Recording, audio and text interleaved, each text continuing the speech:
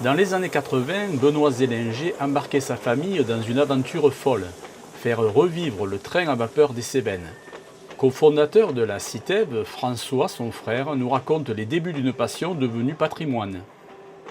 Depuis 1974 pour le rachat de la première locomotive par mon frère, depuis 1986 pour l'arrivée ici en Cévennes avec de 1974 à 1986 quelques aventures associatives et puis l'arrivée en Cévennes qui déclenche la création d'une société avec de l'emploi, avec des retombées économiques pour le territoire et un développement du train que l'on gère ensemble avec mon frère Benoît de 86 à 89.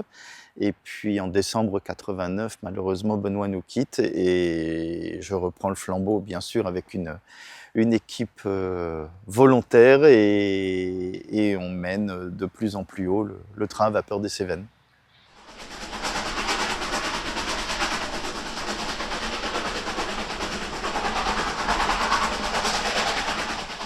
Quelle a été l'évolution au niveau du matériel et des locomotives notamment ?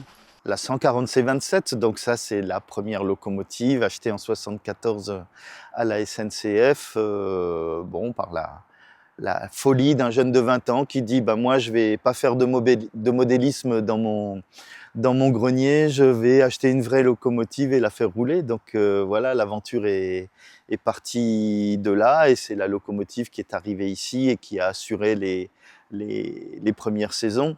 Et ici, on a plus des machines de manœuvre, des machines industrielles qui sont très très puissantes, mais qui sont moins gourmandes et peut-être plus confortables pour l'exploitation au quotidien.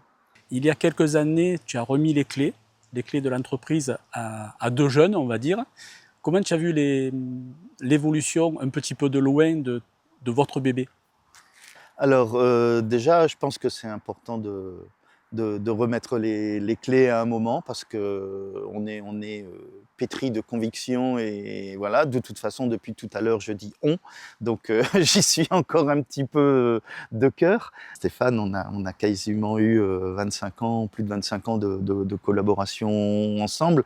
Voilà, c'est des gens qui sont pointus dans leur domaine. Caroline commercialement aussi avait beaucoup participé à l'évolution déjà du train. Donc voilà, c'est très bien, ils s'entendent bien et on le voit, le train continue à évoluer et c'était ce qu'il fallait.